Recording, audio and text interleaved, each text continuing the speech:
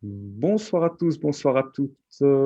Alors aujourd'hui, nous allons parler de la tyrosine qui est un acide aminé non essentiel pour l'organisme humain, puisque nous savons le synthétiser. Cependant, euh, elle peut, elle peut être produite en quantité insuffisante, d'où la nécessité d'en apporter suffisamment via une alimentation protéinée et équilibrée.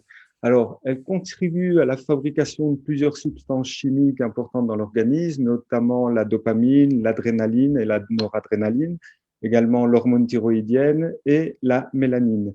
Il est important de noter que l'organisme produit des neurotransmetteurs qui ont tendance à diminuer lorsque les périodes de stress ou de troubles mentaux. À ce titre, la tyrosine, précurseur de certains neurotransmetteurs, possède de nombreux atouts et peut aider à lutter contre le stress et s'avère intéressante pour le renforcement de la mémoire, par exemple. Elle peut également être utile pour traiter les troubles de l'humeur, de la dépression, de l'anxiété, la fatigue ou encore les troubles du déficit de l'attention. Alors, bonjour Amine, peux-tu nous expliquer les différentes fonctions métaboliques de la tyrosine? Bonjour Cédric et bonjour tout le monde. J'espère que tout le monde va bien. Donc, la tyrosine est un acide aminé, comme tu l'as bien souligné, non essentiel, mais disons qu'il peut être aussi conditionnellement essentiel dans Mhm. certains cas, des cas de stress, des cas, par exemple, où la personne a besoin de plus d'énergie. Donc, la thyroïde va fonctionner plus les cellules vont fonctionner plus et donc on aura besoin en tout cas d'un apport suffisant, voire plus important de tyrosine. Et dans ce cas, on en a besoin dans l'alimentation, voire même dans certains cas dans les compléments alimentaires. Donc, classiquement, la tyrosine intervient dans quatre voies métaboliques, ou je dirais dans quatre grandes fonctions métaboliques. Donc, la première fonction, c'est, comme tu l'as bien souligné, le métabolisme des catécholamines, donc les fameux neurotransmetteurs du système nerveux sympathique. Ce sont des neurotransmetteurs, mais aussi des hormones, notamment quand on dit catécholamine, c'est la dopamine, l'adrénaline et la noradrénaline. Et donc, ou quand ils sont synthétisés au niveau du cerveau, au niveau cérébral, donc ils sont considérés comme neurotransmetteurs. Mhm. Ok. Et quand ils sont synthétisés au niveau des glandes surrénales, donc on les considère comme des hormones. Sauf qu'ici, ce qu'il faut souligner, c'est que au niveau la production, donc notamment d'adrénaline et de noradrénaline au niveau des glandes surrénales, est assez faible par rapport à ce qui est produit au niveau cérébral.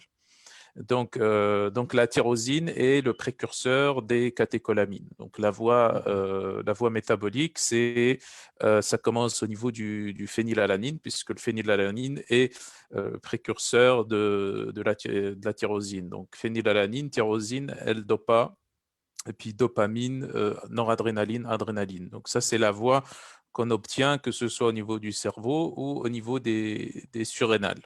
Ok. Et puis, euh, donc, les trois catécholamines dont on a besoin justement pour la gestion du stress, je pense qu'on va en parler après, donc dopamine, noradrénaline, adrénaline, comme précurseur la L-dopa, qui est en fait un métabolite direct de la tyrosine. Donc ça, c'est la première voie et la première fonction métabolique, donc la production des catécholamines. Et puis, on a une deuxième fonction métabolique qui concerne la production des hormones thyroïdiennes. Donc, Mhm. la tyrosine intervient dans la production des hormones thyroïdiennes eux-mêmes, donc notamment la thyroxine, et puis ça intervient aussi dans la production des enzymes qui produisent ces hormones thyroïdiennes.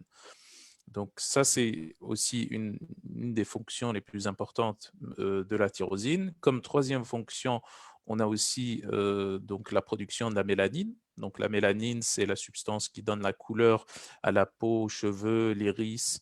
Donc, la couleur tout simplement de la peau d'une personne. Donc si c'est noir ou brun ou blanc ou roux, etc. Donc, c'est la mélanine donc, qui donne cette couleur-là. Et donc, la mélanine est un métabolite de la tyrosine, mais enfin, la tyrosine est un précurseur assez lointain de la mélanine, mais ça passe toujours par cette voie-là.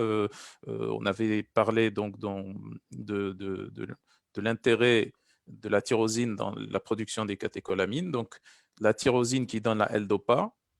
Et si ensuite la L-dopa donne de la dopamine, là, on est parti dans la voie des catécholamines que j'avais expliqué. Si maintenant la L-dopa part dans une autre voie en donnant un autre métabolite qui est la dopaquinone, donc la dopaquinone va ensuite finir avec une succession de différentes réactions. Ça va finir en mélanine. Donc deux formes de mélanine peuvent être produites à partir de la dopaquinone. Donc on a la phéomélanine. La phéomélanine, c'est tout simplement un type de mélanine qui donne des couleurs en fonction de sa concentration qui vont du jaune jusqu'au rouge. Donc jaune, roux, etc., jusqu'au rouge. Donc ça, c'est la phéomélanine. Et puis, on a l'autre type de mélanine qu'on appelle le mélanine, qui va donner des couleurs de type noir ou brun ou, voilà, ou marron, à peu près. Et donc, comme j'ai déjà souligné, donc on trouve ces couleurs au niveau de la peau. Au niveau, ça détermine la couleur de la peau, la couleur des cheveux et la couleur de l'iris. Donc ça, c'est une troisième plutôt fonction de la tyrosine. Et donc là, le fait qu'on produit plus de phéomélanine ou de mélanine, ça dépend du statut en cystéine. Donc, si on a suffisamment de cystéine, on produit la phéomélanine, donc on a plutôt des couleurs jaunes à rouge. Et puis, si on a moins de cystéine, on produit plutôt de l'eumélanine, donc des couleurs noires jusqu'à brun marron. Donc ça, c'est la troisième fonction. Et puis, on a une dernière fonction. Donc, la tyrosine participe aussi à la transmission du signal biologique au niveau de la cellule par des enzymes qu'on appelle les kinases à tyrosine. On a aussi les kinases à sérine et d'autres types de kinases. Donc, les kinases à tyrosine vont phosphoryler la tyrosine pour transmettre le signal biologique de la membrane, par exemple, jusqu'au noyau ou autre. Donc, c'est pour transmettre un signal. Quand on dit un signal biologique, c'est comme la transmission d'électrons, par exemple, en cas dans un câble électrique, par exemple. C'est la même chose. C'est pour faire transmettre une information au niveau de la cellule. Donc, cette quatrième fonction est la principale et plus importante fonction. C'est la raison pour laquelle, quand on a des déficits en tyrosine, on voit apparaître des problèmes au niveau des catécholamines, des neurotransmetteurs catécholamines, ou des problèmes au niveau de la thyroïde, par exemple. Donc, par contre, tout ce qui est signal biologique ou signal physiologique, il est prioritaire, c'est-à-dire le pool de tyrosine qui est produit par l'organisme, donc de façon endogène, il est orienté prioritairement vers le signal biologique, donc les kinases, etc. Et puis également la mélanine qui est aussi déterminée génétiquement.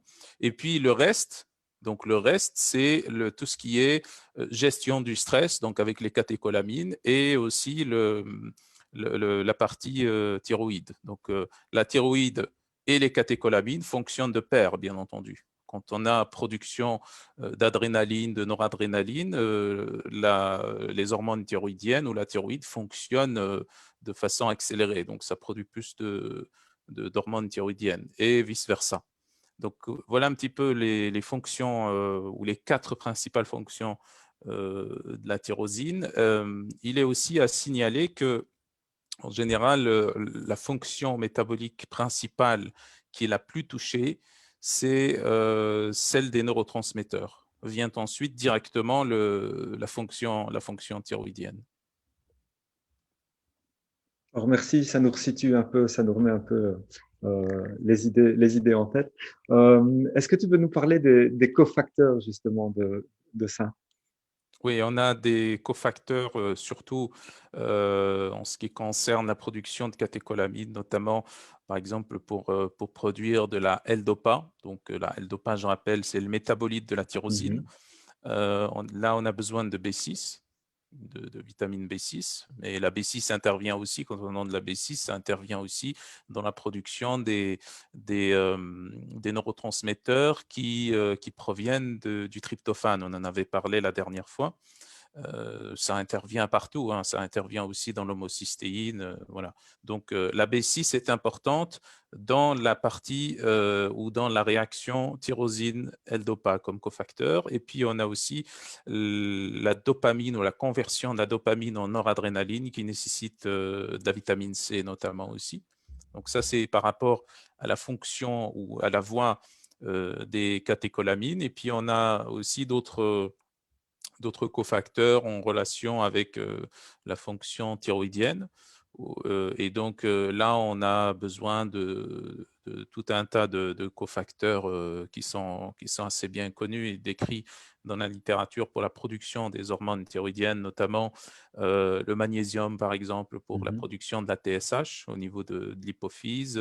On a besoin d'iode aussi, puisque les hormones thyroïdiennes sont plutôt contiennent dans leur structure des molécules d'iode. Quand on dit T4, c'est 4 molécules d'iode. T3, c'est 3 molécules d'iode dans la forme moléculaire elle-même de l'hormone. Donc l'iode est important. Puis on a aussi le sélénium, le zinc, la vitamine D, les oméga 3, la vitamine A. Donc tout ça va déterminer la conversion, soit disons la production des hormones thyroïdiennes T4, T3, soit la conversion de la T4 en T3 au niveau du mhm. foie, soit la fixation de la T3 au niveau de son récepteur, au niveau des cellules cibles. Donc ça, c'est aussi, on peut considérer que toutes ces molécules-là sont des cofacteurs. Et puis, on a aussi comme autre cofacteur aussi, et là, j'avais tout à l'heure expliqué la partie où, disons, la fonction métabolique de production de la mélanine à partir de la tyrosine. Donc là, on a besoin, lorsqu'on arrive au carrefour qui est la dopa-quinone, donc tyrosine, Mhm. L-dopa, dopaquinone. Donc lorsqu'on arrive à la dopaquinone, là, on a besoin de glutathion, donc glutathion comme source de cystéine. Donc glutathion et ou cystéine pour avoir suffisamment de phéomélanine ou le contraire de mélanine. Donc si on a suffisamment de glutathion et ou de cystéine, on a de la phéomélanine. Et puis si on en a moins, ben, on aura le mélanine. Donc ça, c'est par rapport à cette partie donc, de production de mélanine. Et puis, ben, bien entendu, tout ce qui va accompagner, bien sûr, la production donc, des hormones thyroïdiennes et donc d'adrénaline, noradrénaline au niveau des surrénales et donc globalement de la gestion du stress. Mhm. Donc, tout ce qui pourrait être intéressant pour la gestion du stress, comme par exemple le magnésium, comme aussi, donc le magnésium, on en avait parlé pour la TSH, mais aussi pour pouvoir calmer, pour pouvoir mieux gérer le stress, certaines plantes aussi. Donc voilà, donc un petit peu le topo par rapport aux cofacteurs. Alors, mais voilà, tu nous parles de certains cofacteurs et en même temps, tu dévoiles un peu, tu lèves le voile en tout cas sur une chose, c'est quand donne-t-on de la tyrosine? Quand doit-on la prescrire ou quand doit-on en prendre? Bah, une fois qu'on a compris donc les fonctions métaboliques, Mhm, bah, on comprend en quelque sorte les répercussions d'une dysfonction de ces mêmes fonctions métaboliques, donc de ces voies métaboliques. Donc, s'il s'agit par exemple de la voie des catécholamines, des neurotransmetteurs du système nerveux sympathique, à ce moment-là, on aura des troubles de l'humeur, type mhm, anxiété, dépression, de la fatigue aussi, des problèmes de gestion du stress, des difficultés d'attention aussi, notamment syndrome de déficit de l'attention, donc des troubles de la mémoire aussi, tu l'avais souligné au début de mhm. cette présentation. Donc tout ça, ce sont les répercussions d'une dysfonction ou d'un manque des catécholamines, que ce soit dopamine, adrénaline, noradrénaline. Et d'où la tyrosine donc, qui est indiquée dans ces cas-là. Donc, ensuite, on a aussi la partie aussi performance physique et mentale. Et donc là, ça va concerner beaucoup plus les sportifs, mais aussi les personnes qui ont une activité professionnelle intense, pas forcément physique, mais où on a beaucoup de stress, beaucoup d'activités. Donc ça, c'est aussi une partie très importante ou une indication assez importante de la tyrosine. On a aussi la thyroïde aussi, donc pas que la tyrosine hein, pour produire les hormones thyroïdiennes, mais à combiner dans une stratégie d'intervention, que ce soit à combiner un traitement médicamenteux, bien sûr, ça doit être fait par un médecin. Et sinon, on a aussi le Parkinson, parce que le Parkinson, l'un des traitements du Parkinson, le traitement classique le plus ancien, c'est la L-Dopa. Donc la L-Dopa est un médicament pour traiter le Parkinson. Et dans ce cas, en fait, pourquoi la L-Dopa? Parce que dans le Parkinson, on a un manque de dopamine.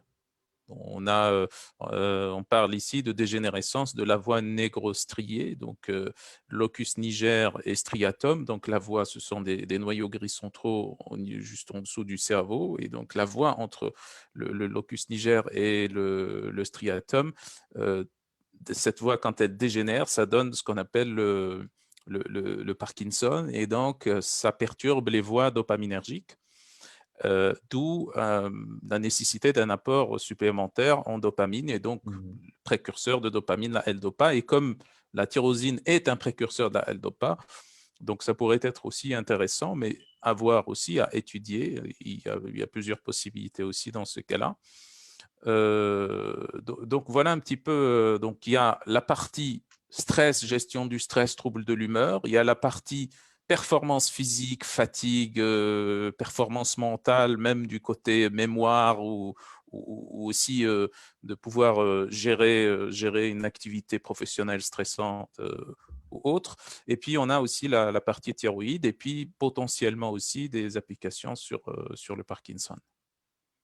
Et arrête-moi si je me trompe, mais il me semble également que le syndrome des jambes sans repos, Pareil on aussi, oui, peut, tout à fait. voilà, ouais. Exactement, ça pourrait être une indication de la tyrosine. Ouais, Ouais. ouais, ouais. Alors, il y a deux écoles. L'une a plutôt tendance à mettre des dosages élevés et l'autre a plutôt tendance à mettre des plus petits dosages de 150 mg par exemple. Qu'est-ce que tu en penses? Qu'est-ce que tu en dis? Alors ça, on peut très bien l'expliquer.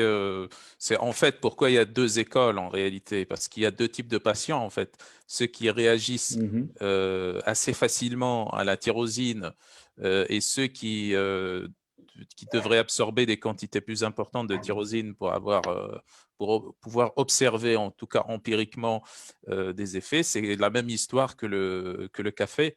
Il y en a ceux qui réagissent déjà au café avec une demi-tasse et d'autres qui doivent prendre beaucoup plus pour avoir les mêmes effets. Donc ici, c'est typiquement des enzymes en fait, surtout des enzymes de la voie des catécholamines, notamment la tyrosine hydroxylase. La tyrosine hydroxylase, c'est l'enzyme qui va hydroxyler la tyrosine pour avoir la L-Dopa. mhm, Donc, il y a la tyrosine hydroxylase, mais il y a toutes les autres enzymes ensuite qui suivent, hein, qui viennent après, et qui pourraient ralentir les. Donc, s'il y en a, par exemple, s'il y a assez de tyrosine hydroxylase ou s'il y a une production accélérée de tyrosine hydroxylase, ben, à ce moment-là, on va avoir une réaction rapide et forte à la tyrosine, même avec des petits dosages. Si on a maintenant une enzyme qui est ralentie, dont la production est ralentie, et ça, c'est typiquement des problèmes génétiques du gène qui code mhm. pour ces enzymes-là. Donc à ce moment-là, on va avoir, il faut donner plus de tyrosine pour avoir un effet, pour pouvoir stimuler un petit peu plus la production de l'enzyme en question, pour pouvoir avoir un peu plus d'effet. Et donc c'est pour ça qu'on a ces deux écoles en fait, parce qu'on a réellement dans le terrain deux observations cliniques. Mhm. des patients qui répondent rapidement et des patients pour qui il faut augmenter les dosages. Donc, en général, si on prend les extrêmes, on a une école qui recommande des petits dosages, notamment autour de 250 mg. Mhm. 250 mg par jour, hein, je dis bien. Et puis, si on prend l'autre extrême, et puis on a des médecins ou des professionnels de la santé, surtout en général américains ou anglo-saxons en tout cas, qui vont conseiller jusqu'à 500 mg par kilogramme de poids de corps. Donc là, ce sont les deux extrêmes. Et puis, bien entendu, vous l'avez bien compris, l'idéal se situe entre les deux. Donc, Mhm. en général, c'est autour de 500 jusqu'à 500 mg, jusqu'à 2 grammes par jour. Donc, pas par kilogramme de poids, mais par jour. Donc, la Oui. totalité, la quantité totale de tyrosine. Et puis, voilà, il faut s'adapter aussi aux différents cas. Donc, si on donne 500 mg et que ça donne rien, ça veut dire que voilà, il y a plusieurs raisons, mais ça pourrait être, ça pourrait être aussi probablement que la personne a besoin d'un peu plus de tyrosine pour avoir un effet par rapport à cette histoire de quantité suffisante ou non Mhm. d'enzymes. Donc, donc voilà un petit peu, et d'où l'intérêt d'avoir des produits qui sont bien dosés et d'autres produits qui sont un peu moins dosés pour pouvoir agir sur ces deux profils-là. Si c'est maintenant quelqu'un qui réagit assez rapidement, même à 250 mg, 250 mg par jour, si on lui donne un produit qui est dosé à 500 mg par gélule, Mhm. c'est compliqué de, Ouais. voilà. Si c'est maintenant le contraire, si c'est quelqu'un qui réagit à peut-être, je sais pas, à 1,5 g, 2 grammes par jour, si on lui donne un produit qui est dosé à 250 mg, il devrait avaler peut-être 6-8 gélules par jour, ce qui est un petit peu compliqué aussi. Et voilà, donc, et ça coûte cher aussi, Ouais, donc c'est il y ça. a, il y a Ouais. aussi ce rapport qualité-prix aussi. Donc voilà un petit peu. Donc il faut s'adapter en fonction des situations, et surtout, ce que je voudrais aussi expliquer ici, c'est qu'il faut absolument consulter un médecin ou un thérapeute formé, en tout cas un professionnel de la santé formé à ça, parce qu'il pourrait y avoir des effets indésirables, des interactions et d'autres choses. Justement, tu me tends la perche.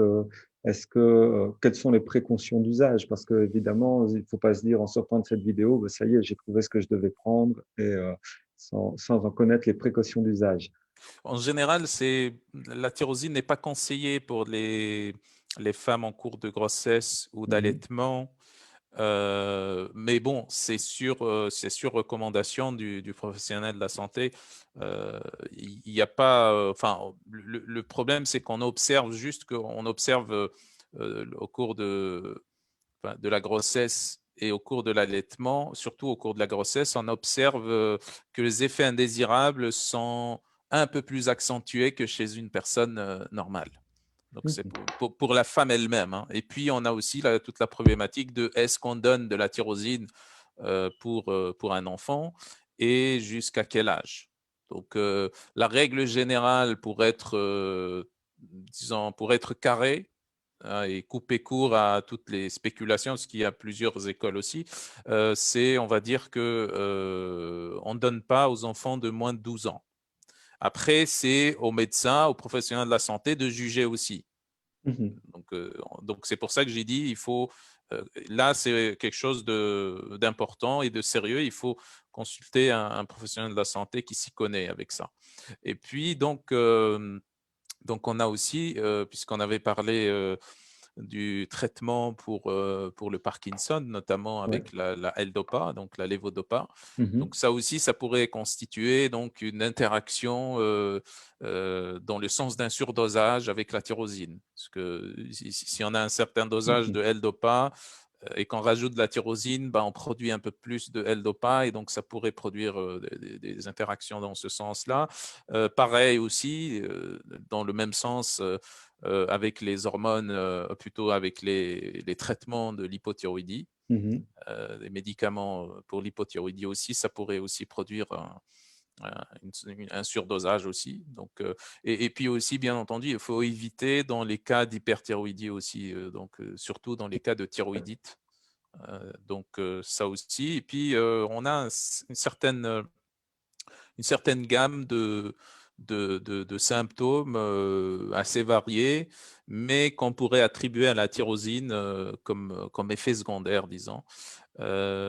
Et donc ça, c'est aussi à connaître. Donc quand on a quelques-uns ou plusieurs de ces symptômes, il faudrait arrêter ou diminuer le dosage, en tout cas arrêter la supplémentation ou diminuer le dosage. Donc notamment, on a des nausées, par exemple, des symptômes classiques gastro-intestinaux d'intolérance, y Oui. compris les nausées, parce que les nausées, c'est un peu plus haut au niveau de l'estomac, mais plus bas aussi, ça peut produire aussi des symptômes d'intolérance, des douleurs et ce genre de choses au niveau intestinal. Et puis, on a aussi les maux de tête. Ça pourrait donner des maux de tête, des douleurs articulaires, voilà, des brûlures de l'estomac, donc des états de surexcitation ou au contraire des états de fatigue aussi, parce que c'est pas normal que quand on prend de la tyrosine, on est fatigué. En général, on devrait être en forme. Donc, si on a ce genre de manifestation-là, ça veut dire qu'il y a quelque chose qui cloche. Ça veut dire qu'il faut voir ce qui ne va pas. Est-ce qu'il n'y aurait pas une contre-indication quelque part? Est-ce qu'il n'y aurait pas une interaction avec un médicament ou quelque chose quelque part? Est-ce qu'on n'aurait pas pris un peu plus qu'il le faut de tyrosine? Donc, il faut pouvoir gérer tout ça. Et ça, je pense que l'idéal, c'est de consulter un thérapeute ou un médecin pour ça. Oui, on peut avoir aussi effectivement de la tachycardie, je Oui, pense. voilà. Oui, Donc, voilà, ça, on peut le ressentir assez vite. ouais. Donc, voilà. Alors, je reprends, je suis en train de voir si j'ai des questions sur